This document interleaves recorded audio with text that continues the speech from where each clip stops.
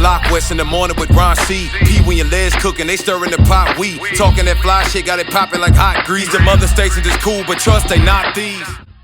Hey, what up, ladies and gentlemen? Welcome to the Spin Room. I'll be your man, Big Pee Wee. I got my folks with me hanging out via quarantine life, man. This stay-at-home life is real deal out in these streets. But my crew is with me. They got my back and they hold me down.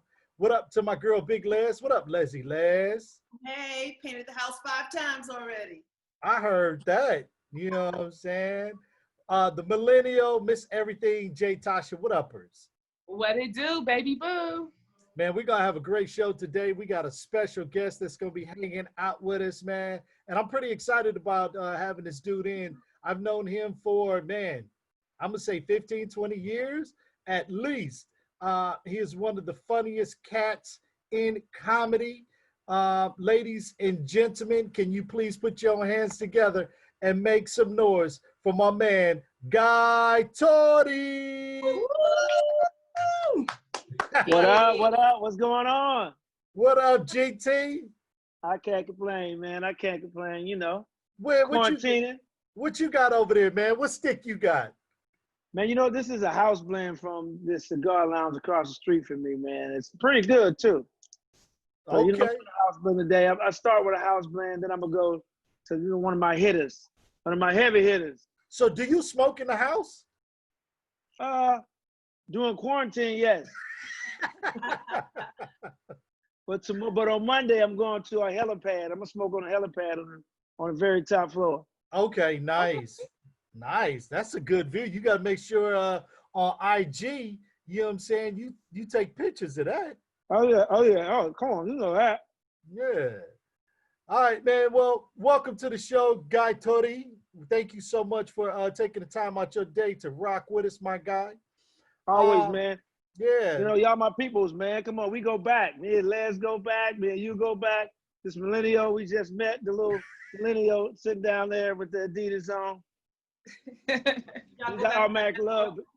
Automatic love because of Adidas. You know, that's all I rock. I see you with the hat on. We matching. I knew you was rocking it. Yeah, and then me and Les matching. Same color. And Hey, Pee Wee, you left out. No, actually, I got white on my shirt and he got white on his chin. So I we matching. I knew you was gonna come with something. That's Guy Torry, though, man. Guy Torry in the place to be. He got kicked out of Trump University. now, You know it. I hope you punched him in the face on the way out. Well, you know what?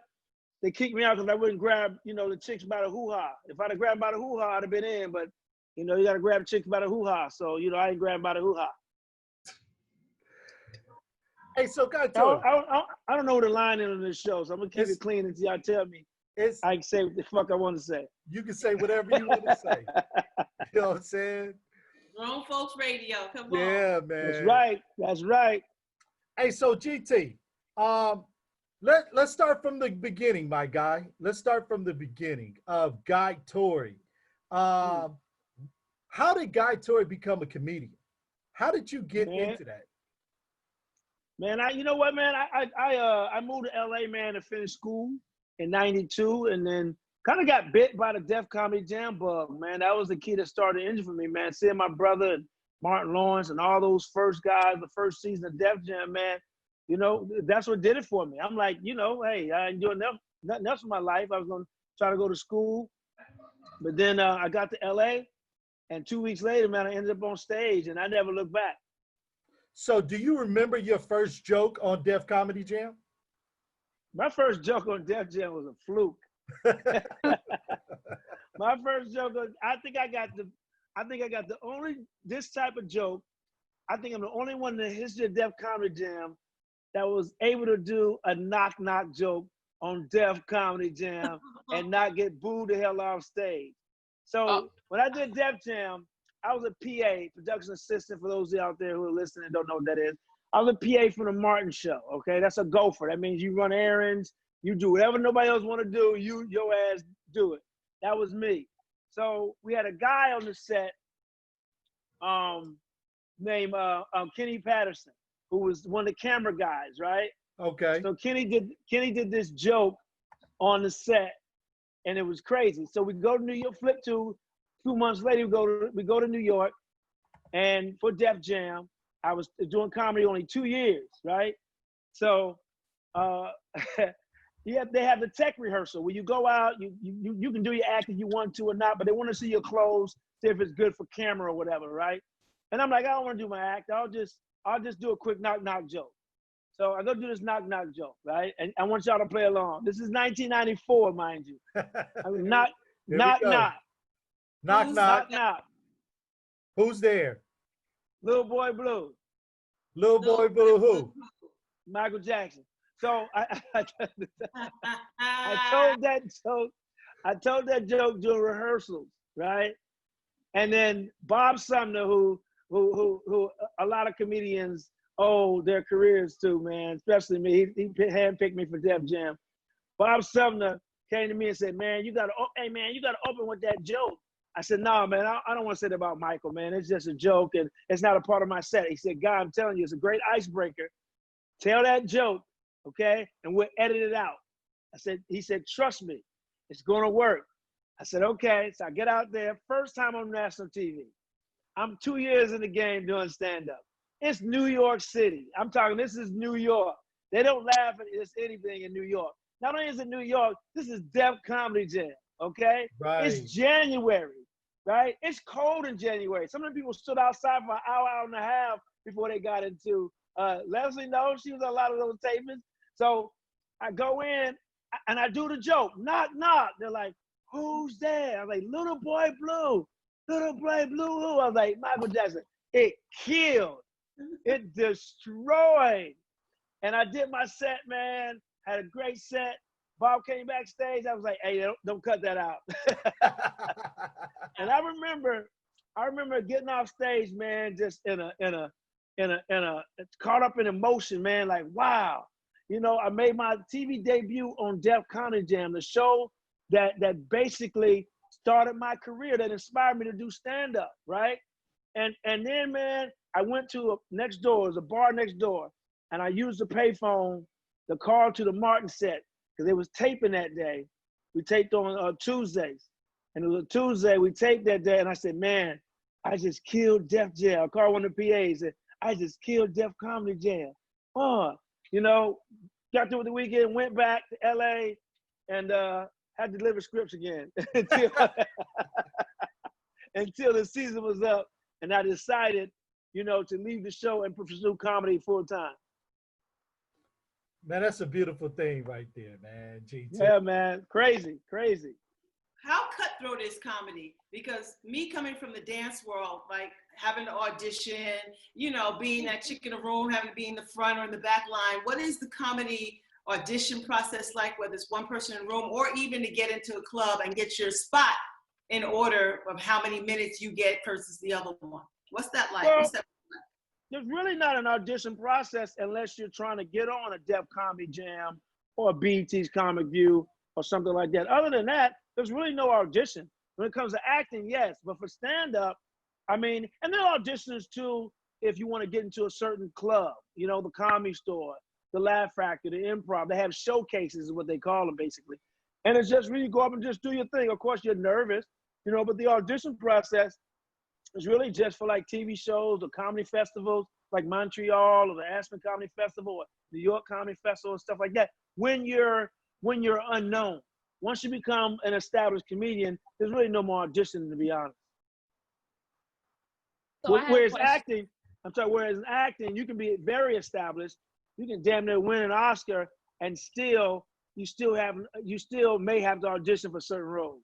Right. But to stand up, once you establish, there's really no more auditioning. I'm sorry, Jay. No problem. I was gonna ask, seeing how you came up in the 90s and Comedy Central and all of that, the Def Comedy Jam and that platform, how do you feel about the new comedics, the Instagram comedics nowadays? Well, you know what? A lot of people in my generation, the one before, kind of looked down on, as Bob Sumner calls them, social medians. Yeah. I love that name. You know, Bob doesn't look down on them, but that's the name he deemed them. But a lot of people in my generation do. And I have no problem with it, because in every generation you have a new in, okay? when the generation before me, the end was like the Tonight Show, you know, or Johnny Carson, right? And then my brother's end was like Def Jam, right? Then my end into the industry or was Def Jam and Comic View. So every generation has an end. This new end for these young comedians now is really like social media. It's really like the skits that they do, the followers. Right now, what's happening is with a lot of these young comedians, and it's not by any, it's not, I don't fault them for this, but they're putting the cart before the horse. Like when I was coming up and generations before me, we had to grind and build our audience, and then we got put on. Now they're building an audience, and then they get put on.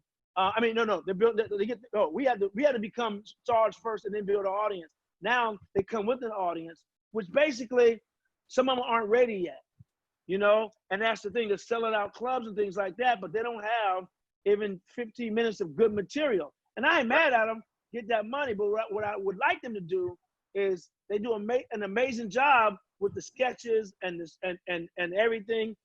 Put that same time into your stage work, because what's happening is you got people coming to a comedy club the first time in their life to see live stand-up, right? And I never forget this. So when I'm on stage, I make sure I'm giving 200%, because you want repeat customers. You want them to come back and see Tony Rock next week, you know, Joe Torry next week, Earthquake the next week, or Cedric the next week, or Miss Pretty Ricky the next week. So I make sure I try to knock it out the park. But some of these comedians who aren't ready yet, who's headlining, people are getting up and leaving shows, and that's somebody's first impression of a live stand-up show, which we may lose a customer for live stand-up. So now they may not come back next week to see me or see Tony Rock or Lavelle Crawford or Rudy Rush. So it's kind of like, I just want them to study the craft and put that stage work in. And I think they have the best of both worlds. If you killing on social media and you killing on stage too, man, it's like someone like DC Youngfly, you know, Miss Pretty Ricky, who's killing on both platforms. You know, they put the time in, they put the work in, and now they killing it. Have you worked with any of the social medians? Well, DC Youngfly, I mean, I think he graduated. I don't think he fits in that category anymore. But yeah, I mean, and Miss Pretty Ricky is a comedian. You know, she's killing on social media, her and her daughter, but she puts in the work, and she opens for me on the road, and she's killing it every show, man, just bringing the heat, and which I love. And you know, and DC Youngfly, I worked with him last year, and man, he still wants to learn. You know, he's eager to learn. He's not like, you know, some guys in these new generations and some women in these new generations, oh, y'all old school, you know, what y'all know. With DC Youngfly, like, nah. Teach me, OG. Let me know, OG. Talk to me, OG. And that's why, you know, nothing but love and respect. So let me ask you this, GT, because you just mentioned not being ready. And I remember you, if I'm not mistaken, weren't you host of Kings of Comedy? I was the first host of Kings of Comedy tour. Yeah, man, that was a great experience for me, man. I learned so much. That tour really grew my comedy up, man. I was doing comedy maybe 4, maybe 5 years. Maybe, let's see, the tour was 98. So I was doing it for about maybe 5.5 years, because I started in 92. So I was still a baby in stand-up. You're not really a real stand-up until like really 10 years. So it was me, Steve Harvey, Cedric the Entertainer, and Bernie Mac, man, rest in peace. So I was tagged as the host, and I really was the prince of the Kings of Comedy tour. I wasn't really a king by any standards. I was still a comic, right? And on that tour, I learned the difference between a comic and a comedian. I heard Steve Harvey talk about this one time, and I told him, man, I was mad at him at first. This. Yeah, I was mad at him because he had said, oh, there's some people are comics, some people are comedians. And I learned on that tour what the difference was. And a comic says funny things, a comedian make things funny. I had jokes, but I didn't have an act. Right. You know what I mean? And so those guys, I'd see those guys go on stage night after night, man, and just kill it. So I ended up leaving the tour voluntarily. People say, oh, he got fired. No. I announced my departure on entertainment, on BET Tonight with Tavis Smiley. It was me, Cedric, and Steve. Bernie Mac called in, and I said, you know what? I'm leaving the tour because I'm going to get in the gym. I'm going to get in these comedy clubs, and build my act. Now, in hindsight, dumbass move probably, but no, I left for 2 reasons. One, I really need to grind. I really need to hone my act. But two, I got a TV show. I got a TV show called The Strip, shooting in Vegas, and it was paying me 10 times as much as the Kings of Comedy tour. And I was trying to build my acting resume anyway. So it was perfect, and it was a perfect fit for for DL to come in. So when I left, DL came in, Steve Hardy started hosting, and I think Bernie may have closed the tour after that, man. But it was right. DL deserved to be on that tour. There was a lot of comedians who deserved to be on that tour as well, but DL, deserved to be on that tour definitely more than me. So, what happens in the world of stealing jokes? Have you heard another comedian use your joke, and then what kind of happens backstage? Is there a beat down? Is there a smackdown? Like what's the protocol with stealing jokes? Well, the first person I heard steal my joke was a woman, so I couldn't beat her down. Is she still around? Is she still working this white woman? Yeah, I'm not gonna put her name out there, but we're doing a taping of my show. I was hosting, and she actually used my joke on my show, which was crazy. And I had done the jokes 3 years earlier on Comedy Central, and she ended up doing the joke, and it wasn't even part of her set. And I was just like, huh. Because I used to do this joke about when Survivor came out and how they got all these white shows like Survivor. I said, Survivor, come on, man. We already been in the jungle. We don't need to. I said, you want a real Survivor show? Put Whitney Houston, Bobby Brown, and Darryl Strawberry in a crack house with one rock. And see who gets the rock. That's a Survivor. That was way, way, way back, when Whitney was still with us, rest in peace. But I don't want to see you laughing at that joke, Larry. Hey, that's one of the things that the Torrys are known for in stand-up is just being fearless, man. And one of the things I think, one of my things my brother taught me the most about stand-up is, have no feelings, no conscience. Go for it. Shoot first, ask questions later. And it's that quick wit, man, that sometimes I have to repent for, not to the person, but to God himself. But other than that, man, I mean, I got to go with what comes in. Sometimes I say I'm unfiltered, but I'll be honest with you, that's really a lie, because the stuff that comes out isn't filtered. So if you really heard what I was really thinking, whoa, look, comedians, we dark motherfuckers, man. Right. We are dark souls, man. And that darkness comes out. That's why you see a lot of comedians who go suffer through depression, end up on drugs, drinking a lot. We do comedy to keep them strangling the motherfucker, to be honest. We do comedy to fight them demons inside of us. We do comedy to bring light to those dark situations inside of us. So we're no stranger to drama. We're no stranger to being mean. People think ha ha ha ha, but deep down inside, it's the tears of a clown. The song made famous by Smokey Robinson. Yeah. So GT, ladies and gentlemen, once again, welcome to the Spin Room. We got my man Guy Torry, comedian extraordinaire, in the building with us, hanging out. Y'all 20 minutes up? No, not yet. Not yet. I told you. Yeah. I told you I can go. I can talk. You bring me on for an interview, you better sit down and pack a lunch or a dinner. Hey, so you talking about, the Torry brothers. Was that how it was in the household? Did it come from your parents? Where did the comedy bug, where would the cracking of the jokes between you guys, where did that come from? Really, it's funny thing about it is when I first started doing stand-up, my whole family was surprised. Like my friends weren't, but my family was surprised because at home, I was quiet. Joe was the one who was always funny. My mom is funny, my dad's funny. And I was really quiet, but on the school bus and in school and on campus, I was the clown. I was the campus clown, the school bus clown. I was playing the dozens all day. We had people scared to ride the bus because they came down. When they walked down the aisle, it was like Def Jam. It was like Apollo. It was on in the back of the school bus, in college, in the student union at lunchtime. It was on. Anybody that walked past the big glass window to come into the place, we was on the other side of that window driving motherfuckers, man. And people would run past because they were so scared to get talked about. And, and I didn't know stand-up was even a job. It was just me, being crazy.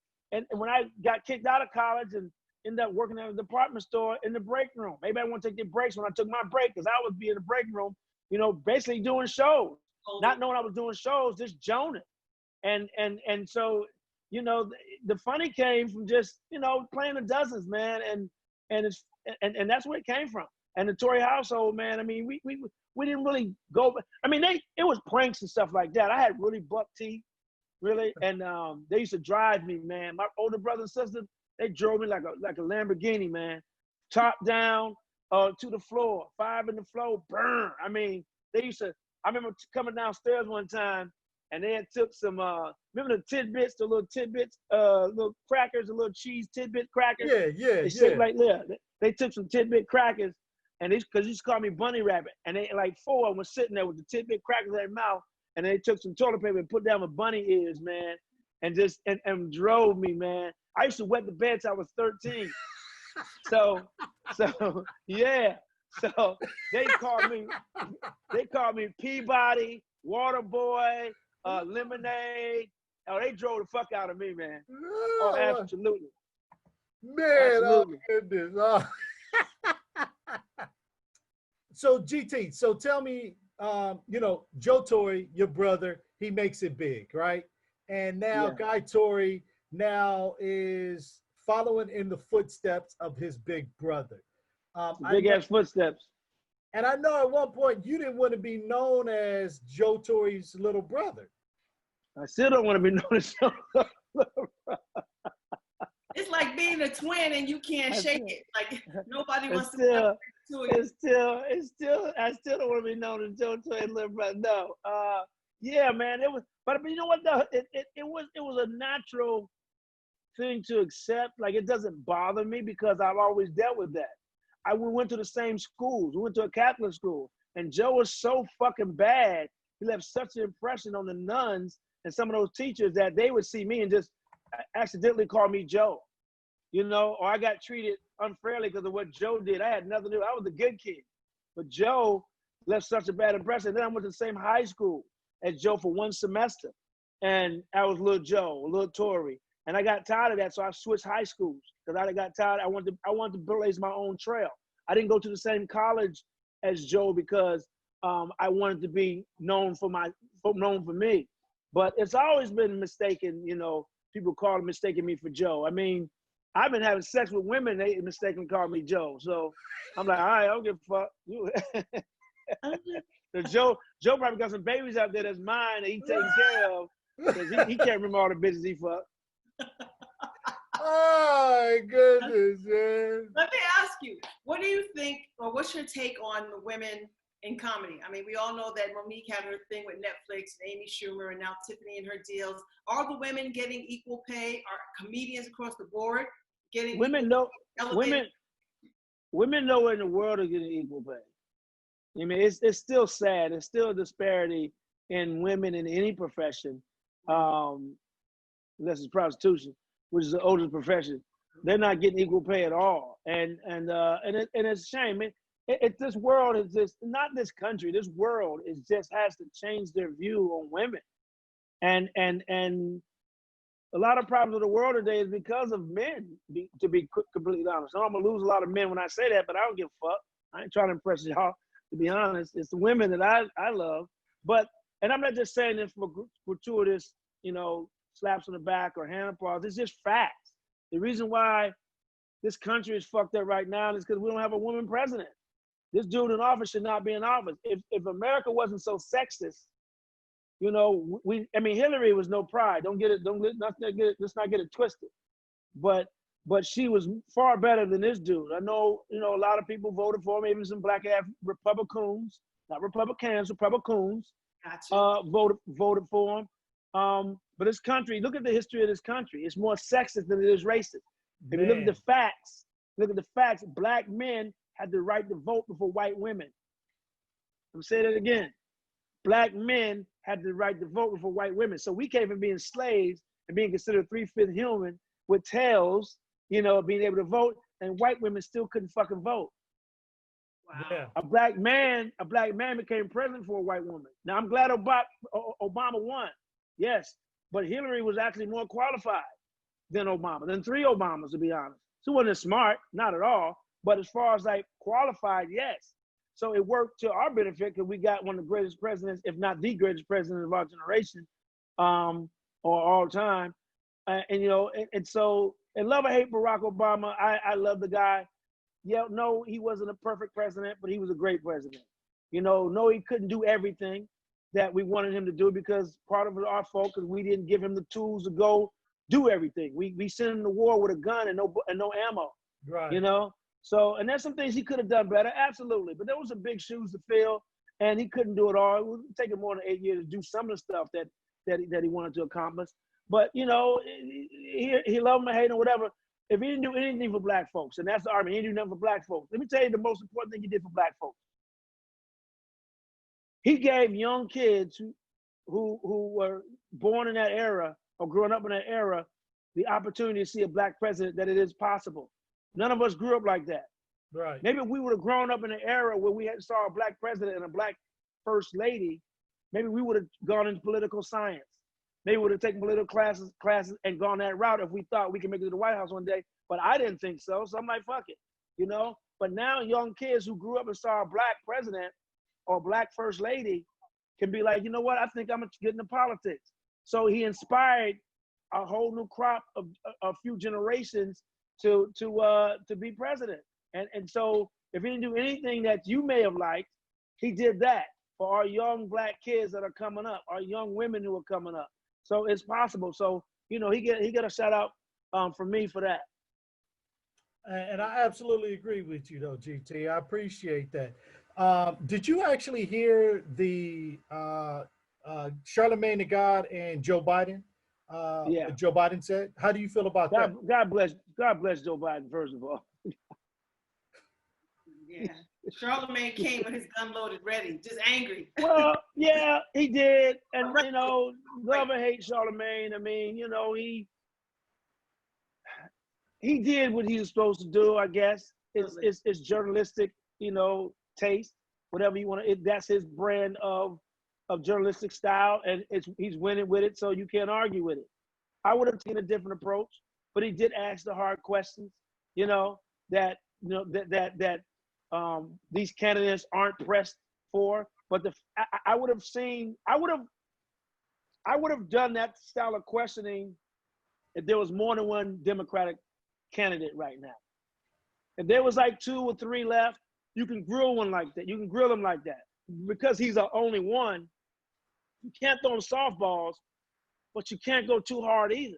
Because you know, it's he all we got. Ain't much, but he all we got right now. And it's just and Biden fucked up. Like what else is new? Biden is Max Headroom. Some of y'all don't remember Max Headroom. The Pepsi dude, that's Biden. Always stammering, stuttering. You know, I think his mind works faster than his mouth, right? Or his mouth works faster than his mind, actually. Right. Because his shit comes out and it's like, oh, did I say that? I can't take it back. You know. But you know what though, GT? This is I say this about. But he was wrong. He said it in jest, but still, you know, the conversation started off basically about, you know, you all take black people for granted, our vote for granted. Right. And he ended very contradictory not contradictory, but he ended exactly how Charlamagne started it. What did he say? If your decision is still Trump over Biden or whatever, you ain't made your mind yet, you're not black. That's not for you to decide who can vote for. Period. Right. You know, so he was out of touch with that. He was off base with that, and it was simply fucking wrong. No doubt about it. And you know, I think, you know, my issue with everything that's going on, you know, you got Trump that's in office, and right. He for the most part says whatever he wants to say. You know, he mouths off and he gets a little backlash, but who gets a little backlash? He gets a lot of backlash, like he should, as he should. They all should be fired. Right, and that's my thing. I don't think that they don't put him underneath as much fire as like they do these the Democratic Party. You know, they try to run over, back up the Democratic Party. And my issue is with the Democratic Party, there's no balls. Nobody standing up and saying, you know what? Hey, I said it. I apologize. Let's keep it moving. You know what I'm saying? Biden, yeah, you was wrong. I apologize. Yep. I said it. Let's keep it moving. Like Right. this is what I'm. If you had an issue and you apologize, and to Charlamagne's question, you got a plan that's in place. Go back and talk about that plan. He didn't go Right. back and talk. It was just, I apologize. I'm sorry. Okay, but Here's my agenda.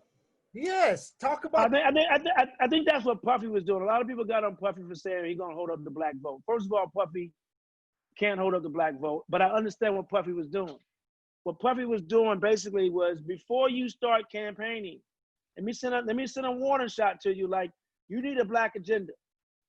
So I don't think Puffy really meant that, because he knows how important the black vote is. Right. But I think Puffy was really, in my opinion, in my humble opinion, I think Puffy was just trying to say, hey man, you're gonna need a black agenda. So before you get on this campaign trail, okay, get you a black agenda. We're gonna hold this vote. We're gonna hold this whole, election up. Or we're gonna hold the black vote, basically. And really, he had no black agenda. And still, with COVID-19 and blacks being disproportionately affected by it, is what sparked, I believe, Puffy saying that. Like, look, we need better healthcare. We need better education. What's your agenda to do that, to deliver that to us? So I think he was just trying to, like, nudge him a little bit. Like, look, bro, you don't automatically get our vote. You got to still earn our vote. I think that's what he was trying to do. Right. In my opinion, in my humble opinion. Guy Torry, once again, my brother, I want to thank you so much for taking the time out your day to come and hang out with the SpinRoom crew. Once again, ladies and gentlemen, follow my man Guy Torry on all platforms, social media. I'll be your man, Big Pee-wee. That's my girl, Big Les. We truly appreciate you guys rocking with us, man. We are the SpinRoom. And don't forget, follow us on our new YouTube page, all right? This is where you're going to find this whole entire episode is up on the YouTube at The SpinRoom. That's ThaSpinRoom, man. All right, man. I'll be your man, Big Pee-wee. That's Big Les. That's Guy Torry. And we out. Thank y'all.